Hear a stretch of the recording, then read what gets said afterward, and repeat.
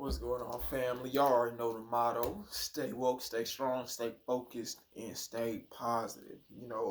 I emphasize that a lot. But today's message is gonna be why it's imperative that your woman doesn't work the day she's the day you find out she's pregnant. I mean, me personally, that's how I feel. I know another guy was saying something like his woman won't have to work when the baby is born, but I want to start before that. And people are like, why shouldn't a woman work? Women want to be men. The problem is a lot of y'all get caught up in what society has put out. For some reason, just because women are strong, y'all have this mindset that they need to be strong all the time when it's the other way around.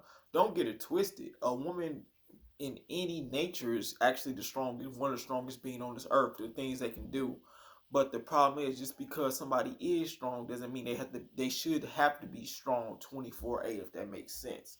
And so the reason why I say the moment I was spiritually awakened, I started thinking like, why are we normalizing women working when they're pregnant? And people are like, well, they should. No, she's pregnant with a child, and so y'all already know that the moment the child has a heartbeat, the moment the child can hear, it is recorded information. That's why I remember back in the I ain't gonna say back in the good old days because I'm only 26, but remember you used to see your parents if they was having a second child and you was the first oldest, they would read books to the child. They would put headphones on the belly so the child could hear the music. The child is already recording that information, so anything going on around the child, including the carrier, the child is going to receive all of that information. So if your woman is going to have to work 9 months, 9 times out of 10 she's going to work. She going to have issues at work. She's going to have to deal with you. She's going to have to still deal with society. So this is honestly, to a degree, a negative, in my opinion, a negative entity's plan, because you already getting to the child before the child is even born. You don't want your woman out. If y'all agree that this world is wicked, a lot of y'all say this is a wicked world. The world is this, the world is that. Then why would you want your woman that's pregnant with your child out there still involved in the world? That just doesn't make sense. And when you already understand that, and I was like, a lot of that don't make sense because your child is already recording this information.